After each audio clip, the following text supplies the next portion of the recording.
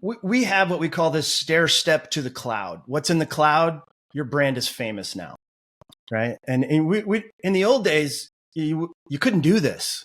If a client came to us and they had no brand search volume on Amazon, they had no brand search volume really to speak of on Google, we're like, hey, don't do Amazon right now because there's nothing. We're bottom funnel here, man. We're a sales channel.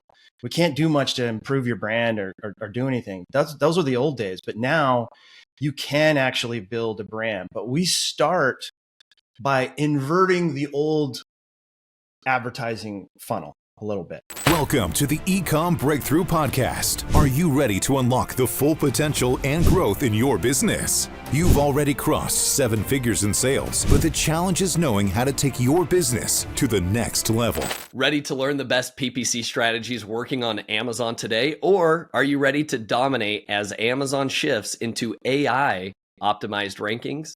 Welcome to the Ecomm Breakthrough Podcast. I'm your host, Josh Hadley, where I scaled my own brand from 0 to 8 figures in sales. And now my mission is to take it to 9 figures.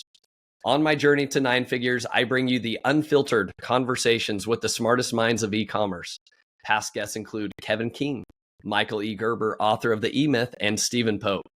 I'm giving you the real strategies, systems, and the mindset that help entrepreneurs like you scale from 7 to 8 and even 9 figures. Today's guest is one of the true veterans of the Amazon marketplace. He started selling on Amazon back in 2003 and went on to build a top 100 seller account before founding Avenue 7 Media, a full-service agency dedicated to helping brands outperform their categories through smart, scalable strategies. He's the co-author of The Amazon Jungle and a recognized expert in areas like Amazon Ads, Amazon DSP, ASIN strategy, account reinstatement, and product safety compliance. His agency supports clients across both Amazon and Walmart, focusing on profitable growth and cutting-edge solutions like bottom-up audience building for CTV. So with that introduction, welcome to the show, Jason. Thank you, Josh. Thanks for having me on the show. I'm a big fan. I'm a follower and a listener and love this podcast. So I'm really excited to be here. Awesome. Well, Jason, you're like an OG in the Amazon space. Like, my goodness, like you've been around the block a time or two here.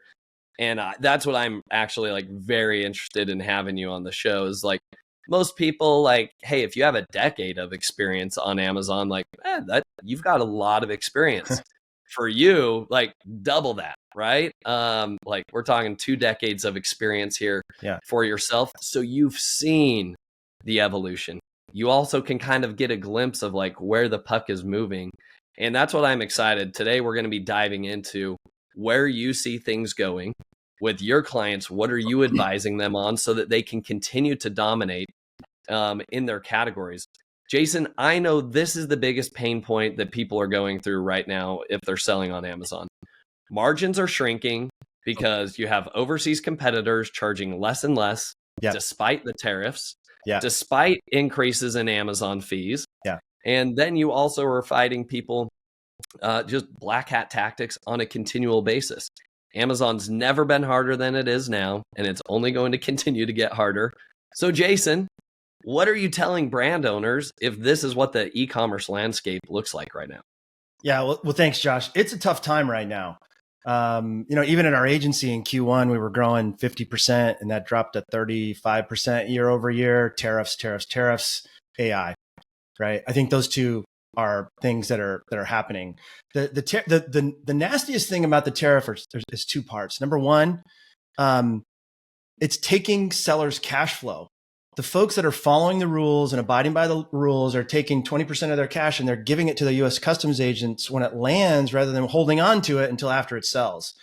And that sucks. And the part that makes it suck worse is that the Chinese brands are laughing at us because their $40,000 container that just landed all of a sudden is showing up as a value of $5,000. And nobody seems to be doing anything about it at the customs border. So this is a really challenging time for brands. I understand that margin.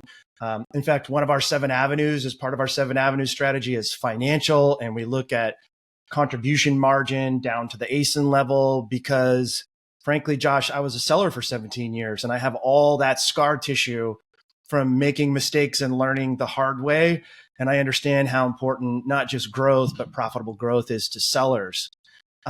So yeah, first of all, it's a tough time. I recognize that. I see it. I'm feeling it myself. On the other hand, it's one of the most exciting times I've ever seen in e-commerce. And why is that? Number one, and we'll get into the details of this. There has never been a time since maybe 1947 where a challenger brand can take advantage of TV marketing that is cheaper than Meta, by the way, to become a famous brand for the next 100 years. There has never been a moment like this, except when this little company that nobody ever heard of called Procter & Gamble moved all of its advertising from radio to this new medium called TV that everybody was laughing at because people were buying TVs for their house. And now, of course, everybody knows who Procter & Gamble is. But that was their moment. This moment is now. And the transition from linear TV is dead, long live. I call it CTV, connected TV, streaming TV, ads, whatever you want to say it, is massive. It's like, performance marketing and TV had a baby when it comes to Amazon full funnel. So that I'm really excited about that, Josh. The second thing I'm really excited about, and it's terrifying at the same time. I got a town hall meeting with my team later, and we're implementing a lot of generative AI, right? And we're using it as force multipliers for our team. And many people on our team are really nervous about their jobs. And I'm like, well, so were the Luddites who were hand weaving cloth in the 1800s. And they were terrified that these new looms were going to, ruin the world. And guess what? It ended up creating more jobs. That's the moment. The entire technological world is being re-platformed on top of LLMs. And Josh, as difficult of a time as it is, I have waited my entire career for what I call a pregnant moment in time, like right now. The future belongs to those who are jumping at this opportunity and are aggressive. Love that. Jason, I love that you led in with there's actually some really bright opportunity despite the challenges that people are facing.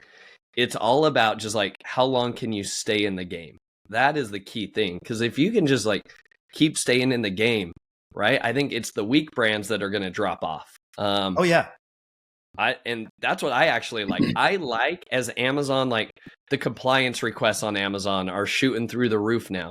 Yep. I say good. Now, it makes it harder for me, for sure. Now I have to jump through all of these hoops, but I say good because it has now increased the barrier to entry. And for the other brands, the overseas brands that don't want to play by the rules, good. Then you're going to get kicked off, or it's just that much harder. So I love those opportunities. So I share your exact same sentiment. It's never been more challenging, but there's never been more opportunities, especially with AI, where the technology is going, and CTV, which we'll talk about. I love those as massive opportunities. So Jason, we started off this podcast by saying hey, you want to know the best PPC strategies that are working on Amazon right now? Sure. You and I talked about that. It's not about the PPC strategies, to be honest with you. It is having that full funnel marketing.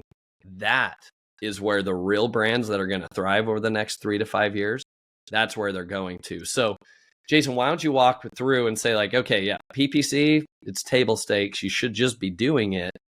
But what else should people be doing if they're trying to market their brands on Amazon? I love the question, Josh. We have what we call this stair step to the cloud. What's in the cloud? Your brand is famous now, right? And we in the old days, you couldn't do this. If a client came to us and they had no brand search volume on Amazon, they had no brand search volume really to speak of on Google, we're like, hey, don't do Amazon right now because there's nothing. We're bottom funnel here, man. We're a sales channel. We can't do much to improve your brand or do anything. Those were the old days. But now you can actually build a brand. But we start by inverting the old advertising funnel a little bit. We start at the very bottom and we work our way up. What's the old way? Linear TV. You're a big brand. Procter & Gamble got in there when it was super cheap. And then, every time they launched a product, they put a $50 million ad campaign. They poured buckets of money at the top of the funnel, knowing that a good chunk of that was just burned cash. They didn't really know who their audience was. They were dependent on, some TV metrics that weren't very good. It wasn't laser targeted. And you hoped that a lot of that money trickled down to the bottom line. And it did when you're pumping $50 million to $100 million TV campaigns, right? That is the old way. And we don't have to do that. And so what they're trying to do by pumping all that money in the top is to let and identify who their customer is by the time the bottom of the funnel hits. And so as soon as Amazon started introducing CTV, DSP, we at Avenue 7 Media immediately began building our stair step to that cloud. What is it when your brand search volume is the majority of your traffic? What does that look like, right? And so what does it look like when people are walking down the street and they tell their friend about your brand? What does it look like when you go to sell your company, instead of looking at a multiple of the bottom line EBITDA, you're looking at a top line multiple of your growth of your top line, multiple of top line, right? What does that look like and how do you get there? That's the cloud. We literally start with PPC, Josh, so you're wise to bring it up. Look, we still see clients come to us and we'll do an audit for them. And we're like, gosh, you're so dependent on broad and automatic campaigns. You got keywords in here that should have been negated. You've got great long tail keywords that you should be pulling out, doing exact campaigns, putting those at top of search. So there's still table stakes that folks just aren't doing on the PPC side that will make their campaigns more efficient and tighten up that bottom funnel. We see it every day. However, this new addition announced at last year's Amazon Unbox conference is the ability to use your AMC account to layer SP campaigns on top of your audience. Now, why is that important? Josh, we don't have a single client who's the low-cost leader.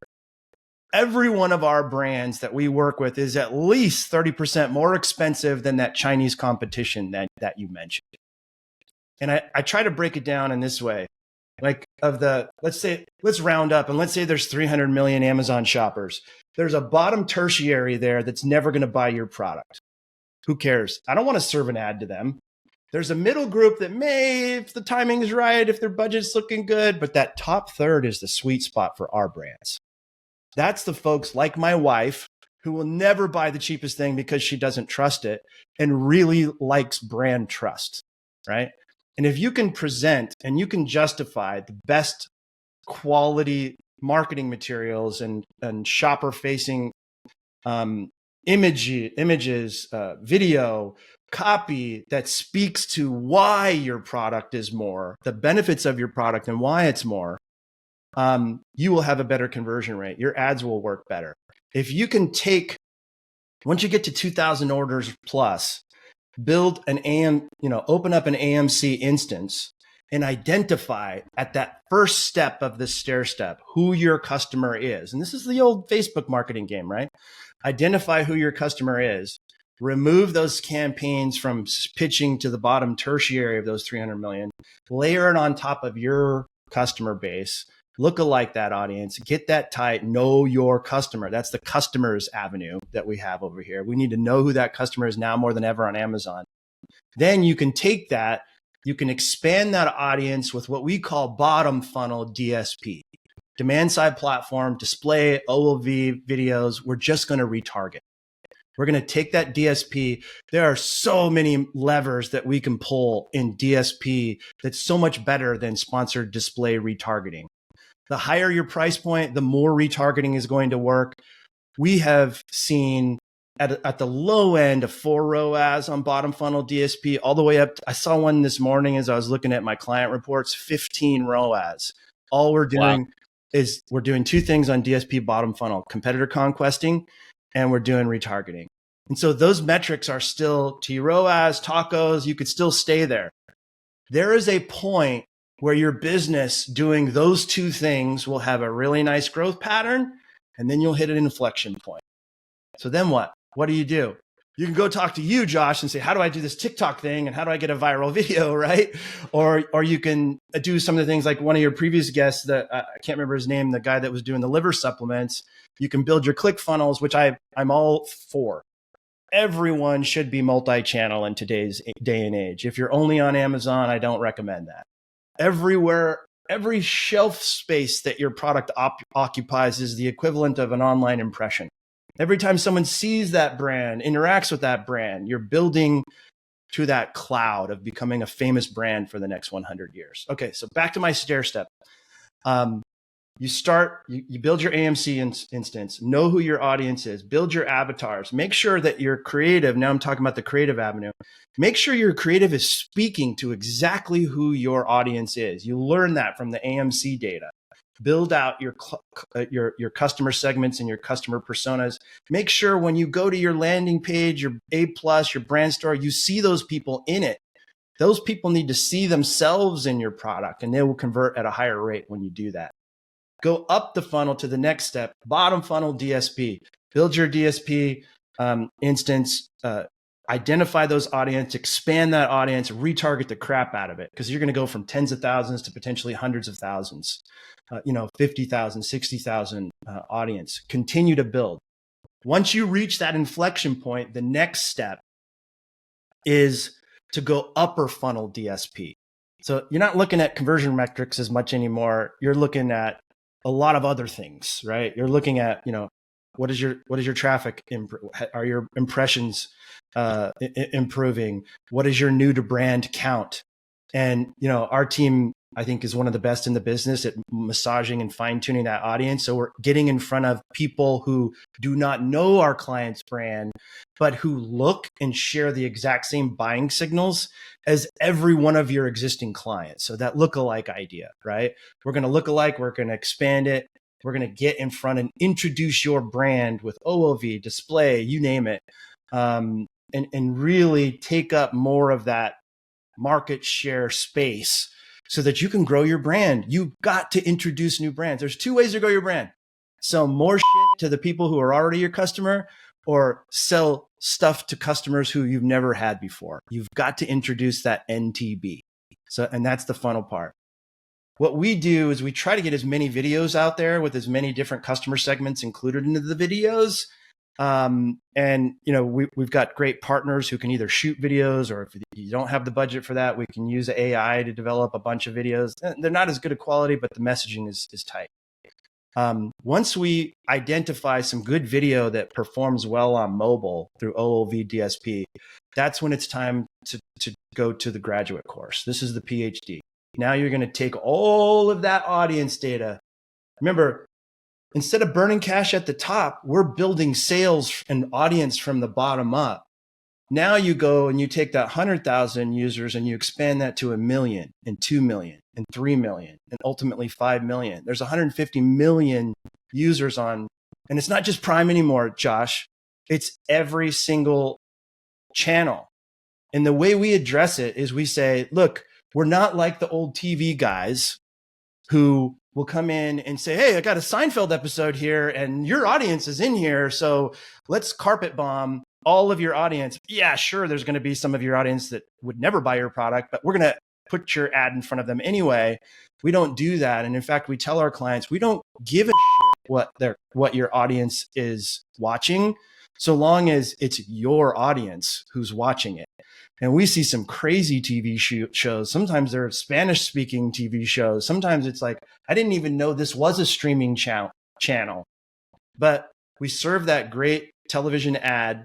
It doesn't even have to be TV quality to have results, by the way. We've had people take Facebook ads and put them on Prime. We get all of those views. They're all new to brand. We exclude anybody who already knows the brand. Why pay for that? And then once we capture that view, we dump them into a retargeting campaign. Now we got them. And they've got that hit in their unconscious that this brand is to be trusted, because there's still something that's very unconscious that builds trust when people see a brand on a television screen, even more so than on a mobile screen. Now, maybe the younger generation is different, Josh. You'd know better than I, but I still think that seeing a brand on TV makes it a real brand. And here's the best part, Josh. The strategy that I just talked to you about is cheaper than a Meta ad. Now, if you want to do Thursday Night Football, that's going to cost you. right? That's going to be very, very expensive. It's going to be like old TV money, but we don't even care about Thursday night football. We care about pumping your brand in front of millions of new to brand customers that have your signal so that we can capture them and retarget them across the internet. Now, let's talk about some of the outcomes. Not only do we see ROI, not only do we see sales revenue growth, that new to brand metric goes through the roof. It's hockey stick growth. We see an increase in BSR, bestseller rank. I'm talking like 100% improvement sometimes, triple digit improvement on BSR. If you have a CPG type product, we see a hockey stick growth in subscribers, which is recurring revenue. And we can even target specific subscribers who are more prone to subscribe to a product for that lower cost value, that lower price point. We see brand lift go crazy. And I'm only talking about on Amazon right now, right? We see profit margins increase in spite of, and a minimum spend for CTV, $30,000 a month. $30,000 a month. You couldn't do that for $250,000 before, right? In the old days. Now for $30,000 a month, you can turn that into $100,000 in very short order in additional revenue with new to brand customers that now you can remarket for the rest of their time that they're in that system. It's your audience.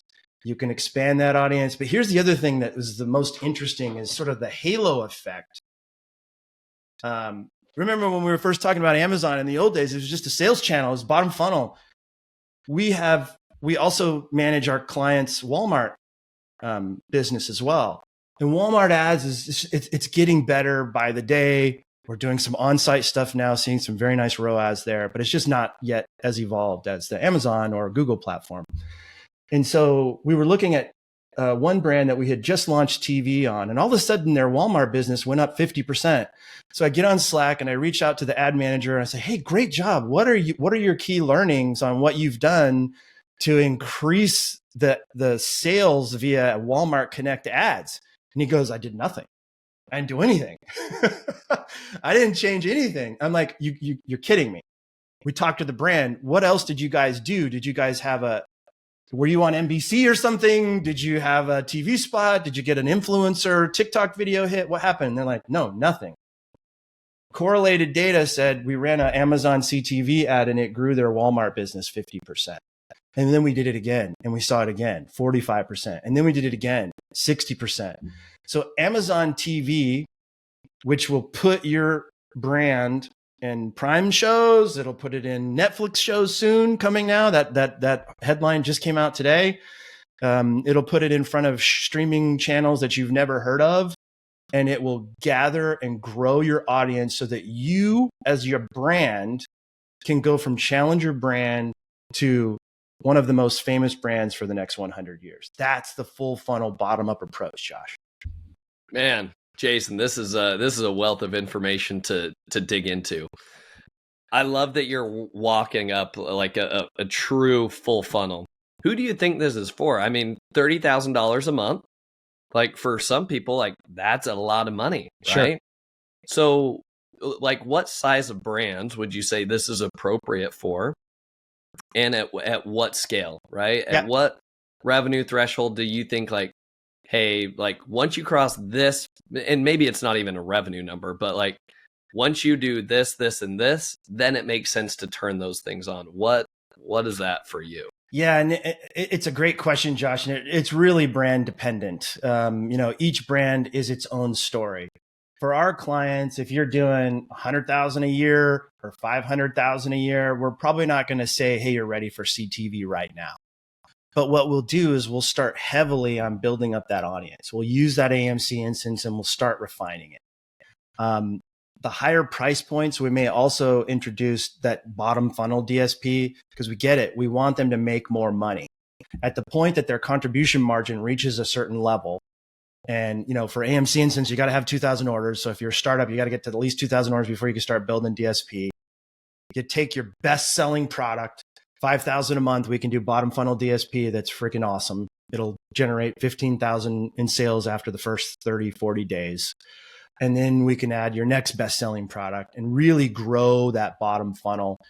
We'll make sure that you're managing and you're doing all of the best practices that a lot of folks forget about. They get so focused on driving traffic that they forget about the optimization piece. We'll make sure that your bottom funnel is locked and tight. We've had brands come to us and they only want us to do DSP, CTV, and we start with them and then we're like, they may not be seeing the results and we're begging them, look at your sponsored ads layout. Let us go in and do an audit. And then, we give them the audit and they can't execute. And just let us do it. So we're actually stealing sponsored ads business from some of their internal teams because it's complicated now, Josh.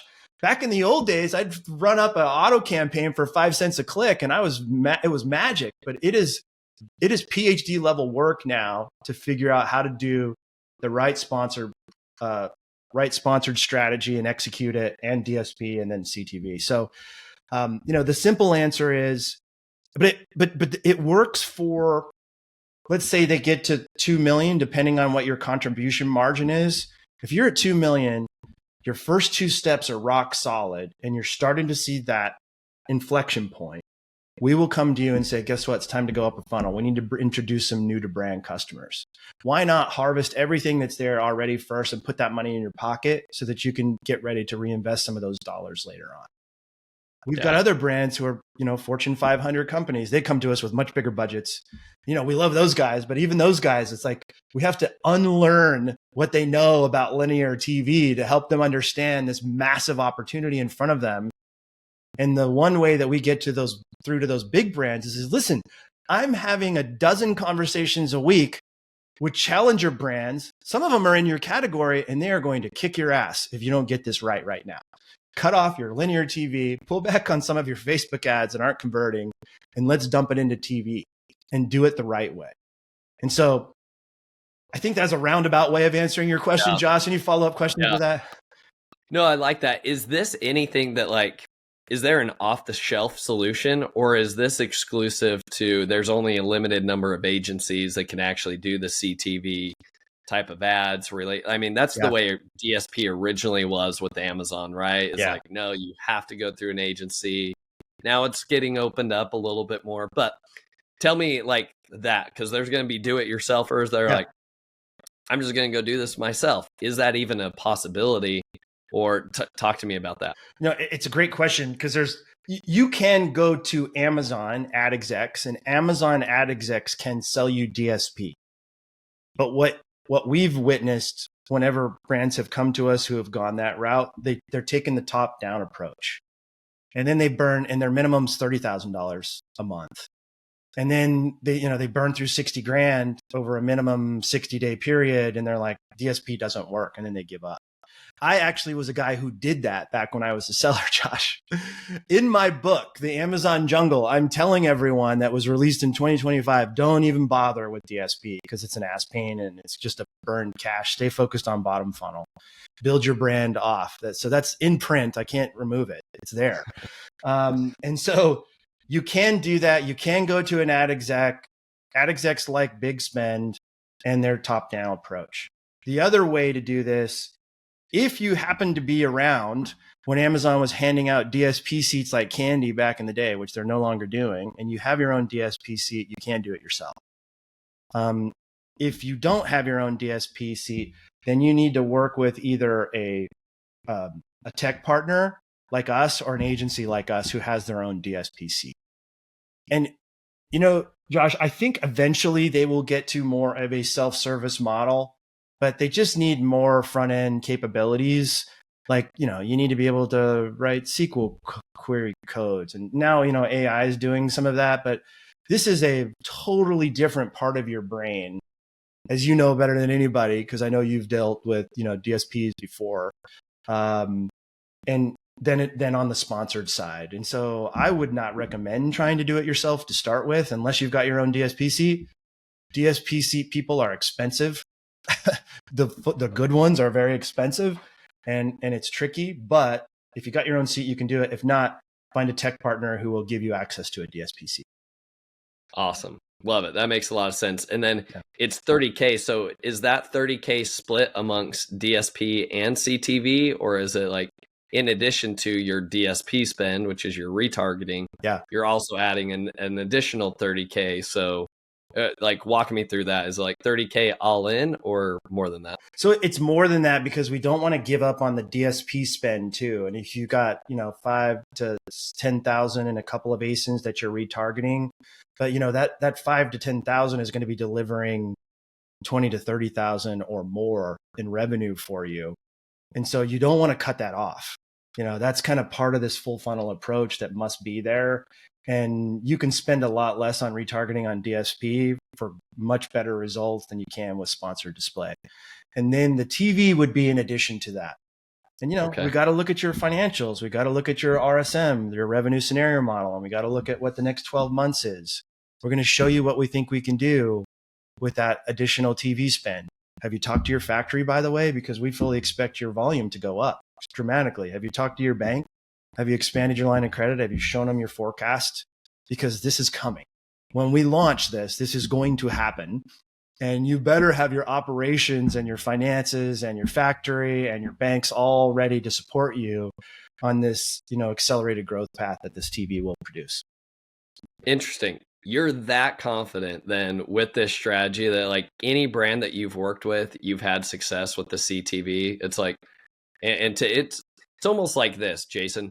We've had previous guests that have been on the show that have been on Shark Tank, right? And everybody knows the day you're at Shark Tank episode airs, people's websites are breaking, massive influx of customers, blah, blah, blah. Now, I'm not anticipating like, Shark Tank level, like, oh, all of a sudden, like the floodgates are open. But like, you're that confident in saying like, double your PO next time. And people are like, what do you mean? Like cash flow is already tight. Like, you're telling me to double this thing?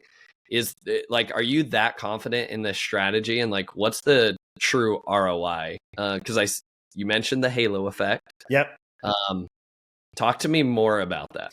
So there are requirements, right? And we have the 7 avenues strategy. We've been talking about the traffic avenue, right?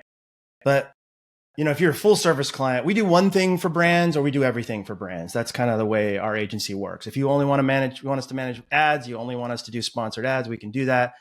If you only want us to manage the presence avenue for you, which is product availability, we have some very big contracts on retainer where we just make sure that the brand listing stays hot and accurate and doesn't break. And when it breaks, we fix it. We monitor it every day. And so the 7 avenues, so long as you have a solid 7 avenues strategy, then yes, the answer is yes to your question. And the ROI is significant. The return on investment is there.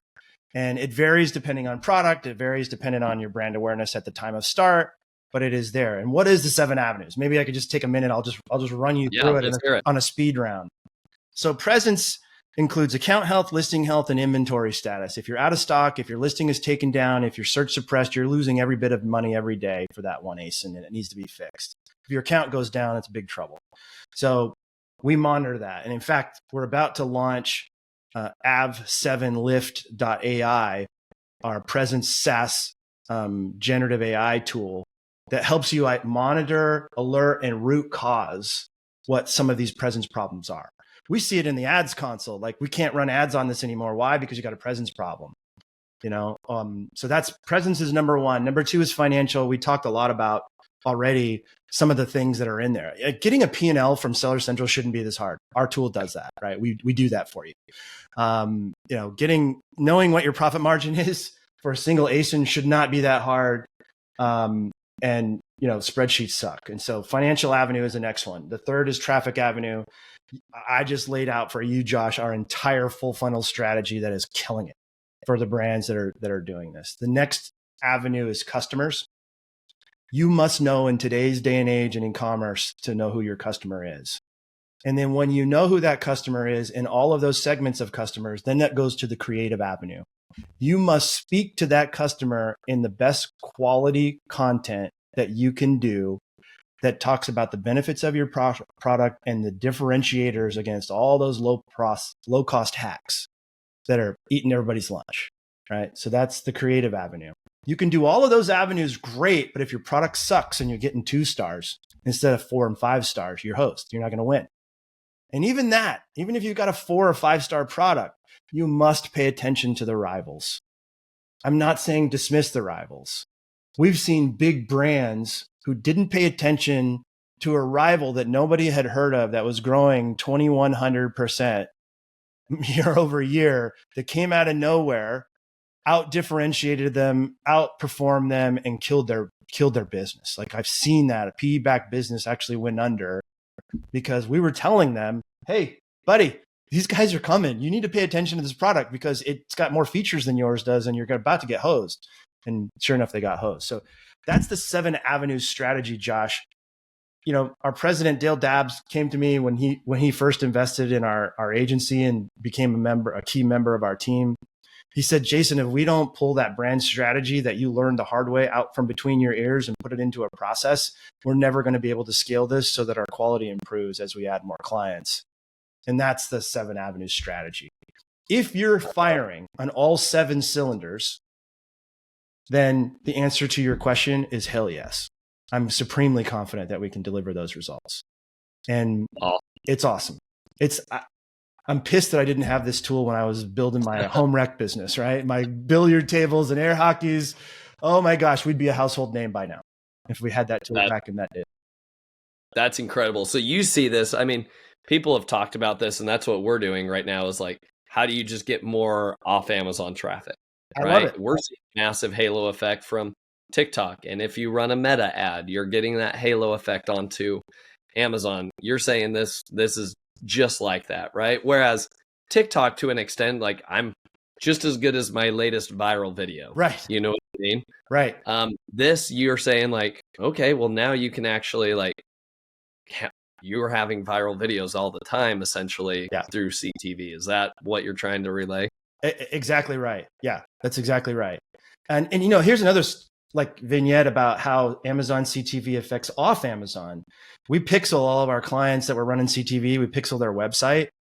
Their website traffic that had Amazon as part of the path to purchase goes through the roof. Anywhere from 50 to 70% of sales on their own website are starting on Amazon. And so that is a story that just never happened. I remember back in the day, we had this pop-up window when people came to our website where we gave them instantly 10% off if they bought on our website. And we saw this traffic coming from Amazon. They would see this 10% off and they still wouldn't buy on our website. Like a very small percentage, they go back to Amazon because they've got all your credit cards. They got all your addresses. They know it's going to be there in 2 days or less. And it's amazing. And so that being said, we are seeing CTV drive more traffic and more purchases on the .com. This is truly a rising tide type of thing. TV, you're implanting yourself into the unconscious of the consumer who's looking to solve a problem that your product fits, and they don't know who you are. And once they do, magic begins to happen, and then you're on the path to fame, right? Yeah. Oh, I love that. I love that. All right, Jason. Fantastic so far. I'm going to summarize the 7 avenues that you talked about earlier, because I think this is really important for like our audience to understand, like, as you build your team, and if you're like, hey, I want to do everything in-house, right? Because there's people like, nobody cares about my brand as much as I do. So if you're going to build this all in-house, here are the 7 key areas that you need to really think, like, do I have SOPs and processes around each of these 7 different like aspects or strategies of the business? So number 1, this is your presence. That's inventory forecasting. That's account health. That's buy box issues. Those compliance issues you were talking about, those, that stuff, all that stuff. Okay. So that's presence. That's number 1. Yeah. Then secondly, you said financial, like you got to know like your true, like what's your gross profit margin, what's your actual net profit at the end of the day. One add-on to that real quick, Josh. Yeah. The reason why we built a P&L is because we kept having clients come back to us and say, we're not making any money on Amazon. And we're like, you're top 5% in profit margin on Amazon. Why do you think you're not making money on Amazon? There's a lot of negative press about the squeeze on margin. We talked about it at the beginning of the podcast. So we're like, okay, our gut tells us that you're making real good money for an Amazon seller. Let us build a P&L for you and show you what you're doing. And every time a client said that, we built a P&L and they were making 30% contribution margin after our fees.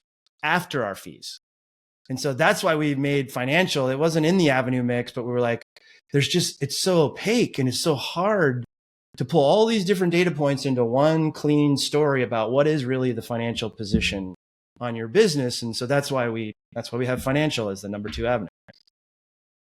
On that note, let's take a quick segue on this. So because you do get to see like so many financial figures of like what's happening on Amazon right now, when you say contribution margin of 30%, is that net of Amazon advertising, or is that before your net of all Amazon fees, seller fees? It's sales minus returns, minus seller fees, minus FBA fees.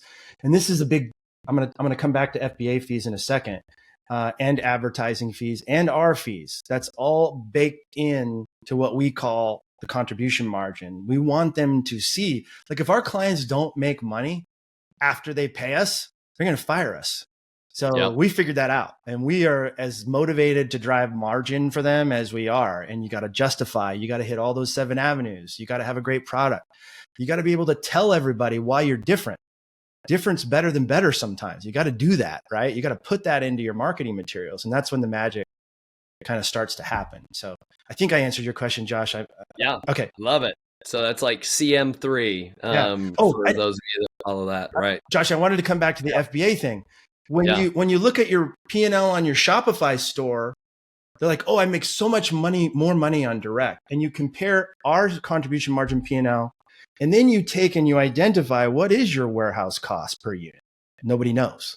They don't put that up there next to the FBA fee. When they do, they're like, oh my God, it's actually, in some cases, it's more expensive out of my own warehouse. That marketing dollars, when you look at the ACOS tacos TROAS of trying to pay for traffic, if you're not doing like you do so well with like the TikTok viral videos, it's many times much more expensive to drive that customer to your .com. They don't trust you yet. And so when we compared Shopify P&L, when we reorganize it in the way we have the Amazon P&L, we're showing our brands and going, you're making money. Not only you're making money, in some cases, you're making more money than you are on Shopify. You need to look at the whole picture and you need to compare apples to apples. Yeah. Love that. That is a great anecdote there. All right. So 30%, that's a good threshold for people. I mean, look, I was happy with 10 back in my day, right? Yeah, I was gonna say, like, so what would you say the average is? Are you saying like the average is truly 30%? Like, because I think like most people would say like back in the aggregator days, a few years ago, it would have been like, hey, 20% was like everybody's at like a net profit margin around 20% at the end of the day. What do you see that being now? Josh, I have to be careful because I have these confidentiality agreements with clients, but I'm thinking of a client that's in the pet category. They started with us 5 years ago. They were doing $10,000 a month in sales, and they're approaching $1 million a month in sales now. They were playing the price game. They couldn't make any margin. We deployed the 7 avenues strategy. I connected them with a friend of mine who's a brilliant marketer to rebrand all of their disparate brands into a one brand strategy. My friend, Ricardo Crespo did the most recent Apple TV commercials. He's that kind of talent. We introduced him to that. They're rebranded everything. They are doing more than a 30% contribution margin. But why? It wasn't just traffic, Josh. It wasn't just presence stuff, which they had a lot of. They had EPA registered products that were constantly getting taken down. We sorted all that out. We fixed it. And we monitor that. So we know the minute that happens now, we kick into action to get Amazon to see the truth and fix it. We paid attention to rivals. We differentiated. We did all of that 7 avenues strategy to get that margin. Most brands, when they come to us, are not there. But we march them to that place by deploying and prioritizing, delivering on all the 7 avenues, if that makes sense. Yeah. Awesome. Okay. Makes a lot of sense. So going back to that, we have presence, we have financial, we have the traffic, which we went into great detail on. Knowing your customer, that's the 4th one, right? Then we have creative, which is making sure you have the images to support that and telling that story to the right customer. And that, exactly. That your customer is in that creative. Yep. Then number 6, you have the right product, right? And a differentiated product. Yep. And then what's the 7th? Rivals. Rivals is the 7th avenue. Okay. Don't sleep on the rivals. This is the most shark tooth competitive marketplace the world has ever seen. You've got to pay attention to those rivals. Fantastic. Yeah. And I love that, Jason. Like, I think that gives like the listeners a comprehensive, like, hey, here's 7 things you need to make sure that you have SOPs around in your business. Yeah. And you've got to get, these are the basics. We talked about CTV. That's fancy, that's shiny, and it can drive big results. Yeah.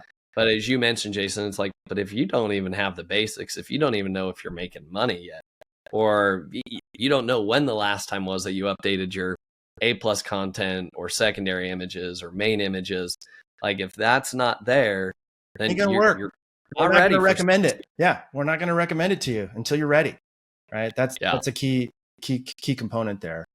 So, and you know, by the way, Josh, we actually, once we developed it, it was a painful process. It was a little bit like a birthing process. All our women sellers are like, fuck you, Jason.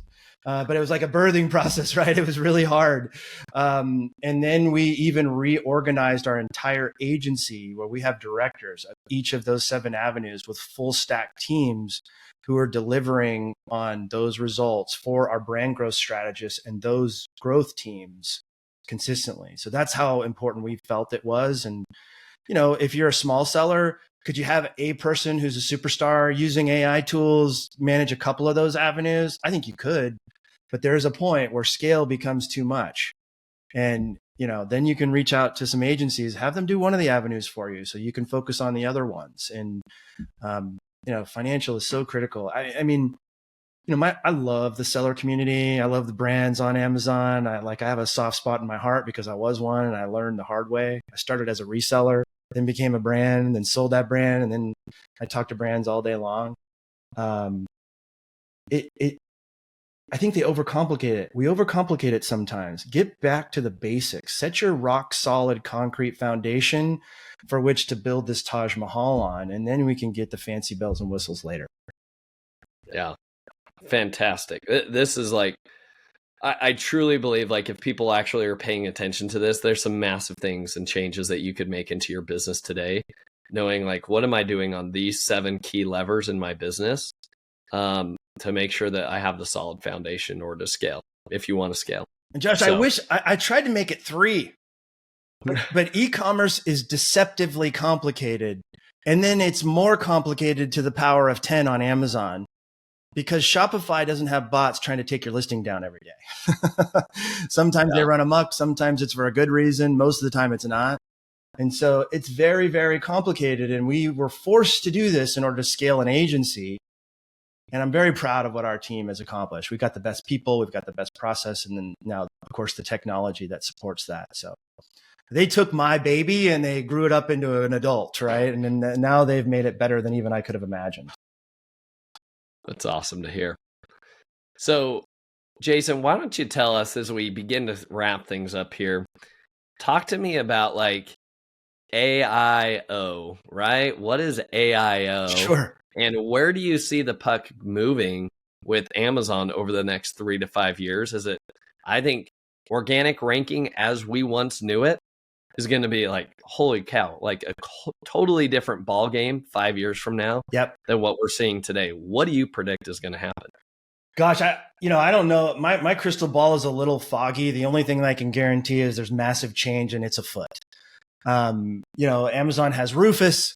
All of our listings are being, we call it AIO'd, AI optimized. Others are saying GEO'd, generative engine optimization. I like AIO. It has a nice ring to it. So we're calling it that. So every one of our listings are checking the boxes to make sure that the things that Rufus cares about are in that listing. And sometimes it's different from SEO. This could be a whole nother podcast, Josh, for sure, because there's a lot of details. But highest level, I think what's nice about what we've learned in AIO that helps your product get popped up in these search engines, these are AI engines, is that they're more natural. Sometimes you'll start a search on Google when you try to find a product, or, you want to buy a pair of pants, which is a challenge online. And it's asking for, if you can lead with the benefits and the use cases, you can really load that in to a listing. You're feeding the AI engine. You're getting people at that first search and helping them narrow down faster. Rick Cesare taught me this many, many years ago. He's a co-author of my book, the Amazon Jungle. He said, features tell, benefits sell. Features have been a real big component of SEO. Benefits, driving benefits and use cases for the product is really helpful with AIO. I mean, we're seeing it now. We're getting prospective clients through ChatGPT now. And well, we don't even know. We're so bad about marketing ourselves. We just hired a new director, amazing director of traffic, Chris Hall. She said, you guys are the best kept secret in the industry. I was like, I know we need to do more marketing, but we're so focused on our client marketing. You know how that goes. And so I think this AIO thing is changing. I think for the first time in about 20 years, even Amazon is vulnerable. Rufus isn't great yet. Amazon is notorious for launching a bad product, then iterating it over time. But I got to tell you, I'm using ChatGPT. I'm using Grok. I'm using Gemini. Gemini is an easy one for me because I just go start a search like I'm doing a Google search and I read the Gemini results because they're so good. Those reasoning models compared to some of the first models that were released a couple of years ago are outstanding and getting better by the day.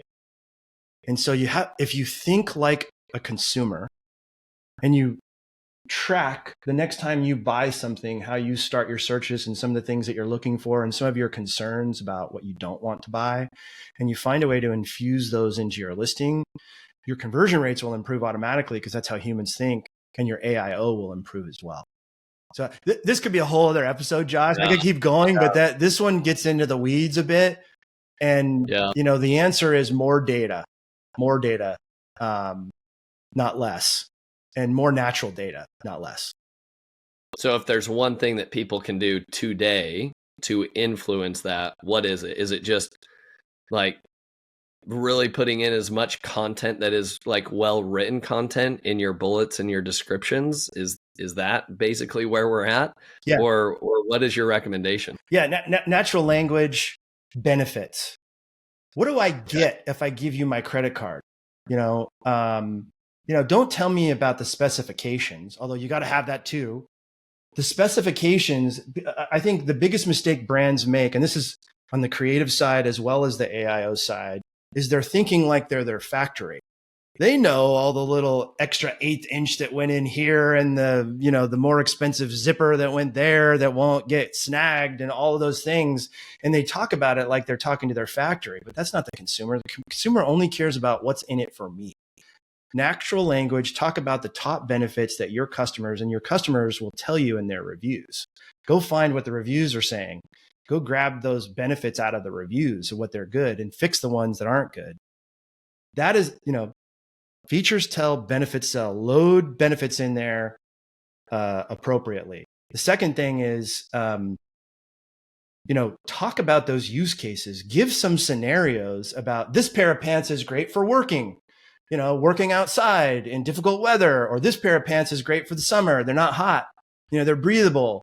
Talk about those use cases in your listing and your bullet points, and you will see AIO improve for your brand. That's great advice. And I think even before AI, that's just basic marketing 101 in my opinion, right? You got it, Josh. That's the creative avenue, right? That's what we do when we help differentiate our clients' brands. So yeah. Love it. Simple, but effective at the same time. And I think it's really good insight. Again, we'll probably have to bring you on in part 2. I'd be happy to. I mean, look, 23 years of doing this, Josh, I've got too much to say, I think, is the problem. I love it. Hey, we can't have enough. Your wealth of wisdom really goes a long way, especially that you get to still see. It's not like, hey, I remember when I launched my product. I don't care the way you launched your product in 2005, but like what's working for your clients now, right? Because the game is completely shifted. And that pace of change is accelerating, Josh, because of AI, for sure. And I think like that's an overall takeaway that I have for us. So, Jason, I love to leave the audience with 3 actionable takeaways from every episode. Sure. So here are the 3 actionable takeaways that I've noted. I'm going to start by saying this. Number 1. Stay optimistic, but expect change and expect it to be hard. E-commerce, here's one little caveat that all of us could like maybe pat ourselves on the back and give us a little bit more credit. I would argue that e-commerce and SaaS businesses are probably the most difficult businesses to start because you are competing against a global marketplace. Whereas if I am a local HVAC company, all I got to do is beat the other HVAC companies in my local vicinity. And to be honest with you, 95% of them suck anyways, and they don't care. But you've got the best entrepreneurs in the world wanting a slice of pie in the e-commerce and the SaaS space. And so know that like when you're playing business in on the biggest stage possible. And so expect it to be hard. And when it gets hard, say good and lean into those, because like it has always been, nobody likes to go through hard things, but it is always where the biggest doors open for you and your brand and where you take things. That's what I've seen. Every time it's got really difficult, right? Whether COVID was terrible for our business. It was a 90% decline in our business where everybody else is crushing. We're doing the exact opposite. But it then led us to launching what is still one of our number one bestsellers. Yeah. It's like, okay. And same thing with getting onto TikTok and Shopify for us. Like those things happen when our back was up the wall, when our back was against the wall. So expect change, expect it even faster, which means more difficulty, but continue to innovate. Entrepreneurs are great at that. So Josh, I love that. I love that. Like I remember the 2008 financial crisis when everyone was losing their job and they couldn't put food on the table. They weren't thinking about buying an air hockey table or a billiard table. You know, the housing crisis was happening. And when those types of moments happen, like for you, it was COVID, brands and leaders, emphasis on leaders, have two choices. They can kind of pack up and go home and try to wait it out and pull back, or they can pounce like a tiger. In the 2008 crisis, when all of our other competitors were pulling back on things like ad spend, et cetera, we accelerated it and we grew 15, 20% market share during the worst financial crisis since the Great Depression. And it's because we had this aggressive mentality, we had this no quit mentality, and we kept moving forward, which is exactly what I just heard you say, Josh. I think that is the best advice possible. Don't be a shrinking violet. Circle the wagons and point those guns outward and be aggressive. Oh, love it. Well said. All right. Action item number 2. I'm going to say implement those 7 strategies, or as Jason refers to them as 7 avenues, into your business as the foundation. And I'm going to go back and repeat these again. So number 1, focus on your presence on Amazon, which is your account health, your inventory. Are we showing up? Are we losing the buy box? Number 2, do you have your financial house in order? Do you actually know SKU level profitability for your brand? Number 3, do you have traffic? This is sales, marketing, your PPC strategy. Number 4, do you actually know who your target customer is? Who are they? What are the demographics? Like you need to know them intimately, which bleeds into number 5. What is your creative strategy from your main image, your secondary images, your A+ content? You need to understand and make sure that you are incorporating your target demographic into that so that they can see themselves in your product. Number 6, make sure you actually have a good product. I would even say like that comes first and foremost, right? Yeah.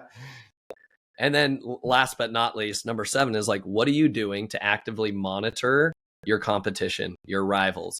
How are you watching what they do and then continuing to innovate ahead or in advance of what they're doing, because you don't want to sleep on somebody that's eating your lunch.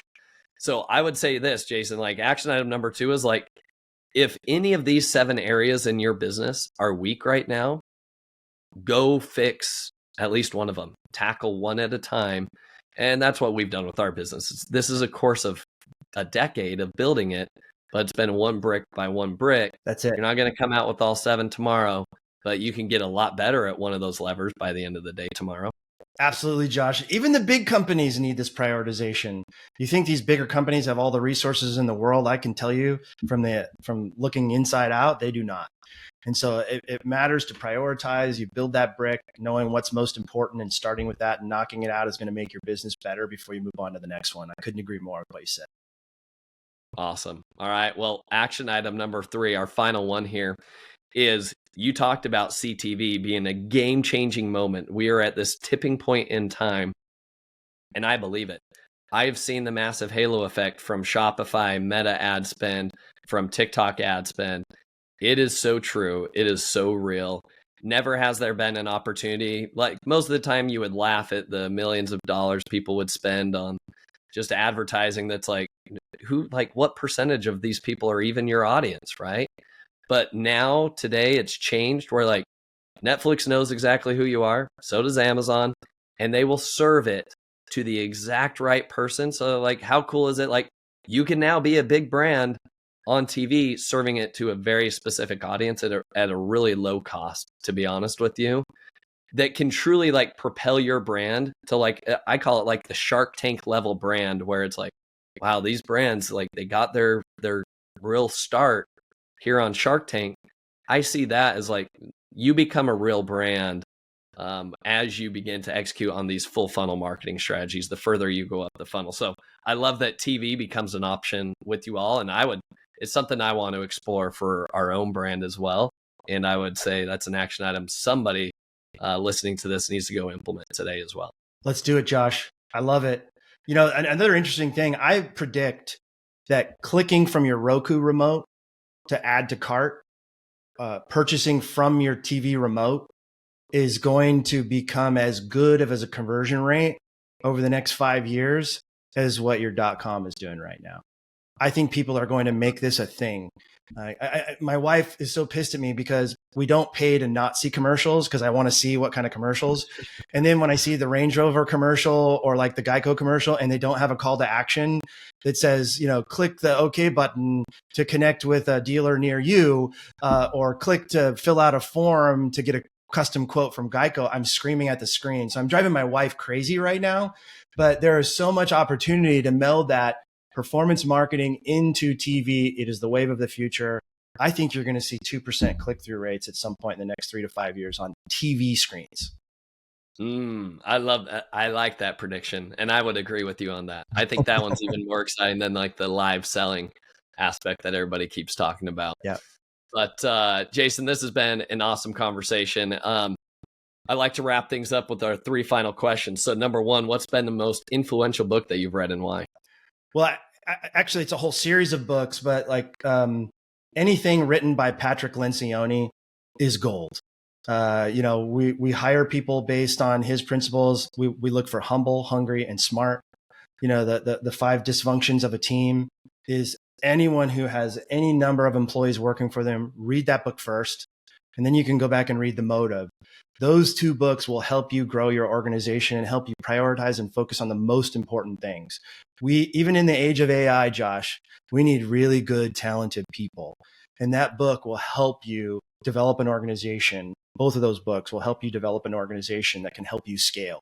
Because as maybe you started out as a solopreneur like I did, Josh. I was like, it was me and 2 brothers when we started the first business, and it was me and 3 guys in the Philippines when I started the agency. You can't scale that way. You need really good, smart people. And Lencioni is a master. I love his books. Yeah, great author. Excellent recommendation. All right, question number 2. What's your favorite AI tool that you've been using and how have you been using it? You know, I'm active on X and I love Grok. I think Grok is amazing. We're building our own AI tool for the Presence Avenue called av7lift.ai. We built our infrastructure in a way where we can plug and play whatever models are out there. We've tried, the O3, the O4 Mini on ChatGPT. They were good. We've tried DeepSeek. The best model we're working with right now is actually Gemini. Their reasoning model is outstanding. It will be different 2 weeks from now, and we're constantly plugging and playing our infrastructure tech into these different ones. Grok, I love. I think Grok might be the best one out there, but it's just very expensive right now. Once Elon gets all of his hosted infrastructure built out, I think his costs will come down. But I use them all. Our dev team uses them all because we're constantly trying to optimize for our purposes and for this tool that we're going to launch in the next few weeks. Very cool. All right, 3rd and final question. Who is somebody that you admire or respect in the e-commerce space that other people should be following and why? I think Scott Wingo is a guy that I recently started following his Retargeting podcast. He's always been ahead of the curve. He thinks, and again, this goes back to kind of where I think Amazon is really being threatened right now. OpenAI has an e-commerce division now. ChatGPT, you can load up your product feed into OpenAI now. Perplexity is out there. They're kind of ahead of the game in terms of AI commerce. I think AI commerce and agentic commerce, where a guy like me who just freaking hates to shop goes to an AI buying agent and says, I'm looking for a hat with the Dodgers logo on it, or, a Rams logo on it, or one of my team's logos. And I want a custom fit, or I want a snap fit. Go find me the best deals out there with the fastest delivery. I think agentic commerce is coming, and it's coming fast. There's going to be a tipping point. It's not a lot right now, but I think this is going to be a hockey stick growth path at some point. Nobody wants to go to Amazon and search and go through all those listings and rifle through all those sponsored ads, some relevant, some aren't, and find what they're looking for. And, the system has been so gamed for so many years. I think this agentic AI commerce, and Scott Wingo is the guy that I think is ahead of the curve, is one of the guys I'm listening to most. Them and you, Josh, I'm listening to your podcast as well. I appreciate that. I'll pay you your $5 after the show. Awesome. Well, Jason, this has been an excellent recording. If people want to learn more about you, they want to follow you, interested in reaching out, what's the best way to do so? I'm active on LinkedIn, Jason R. Boyce, Boyce. I'm active on X. Jason Boyce X is my handle there. And then, they could send me an email. They want to learn more about either our tech tool that we're launching, or, if we can help them with one of their avenues or all of their avenues, send me an email. It's just Jason, Jason, at avenue7media.com. If I can't help them, I'll connect them with a super smart person on the Av7 team who can give them exactly what they're looking for. Love it. All right, Jason, thanks again for your time today. My pleasure. Thanks for having me, Josh. Love the podcast. Thank you for listening. Visit ecommbreakthrough.com for more information. If you've enjoyed today's episode, the best way you can show your appreciation is by clicking the subscribe button and quickly leaving a review. See you again next time.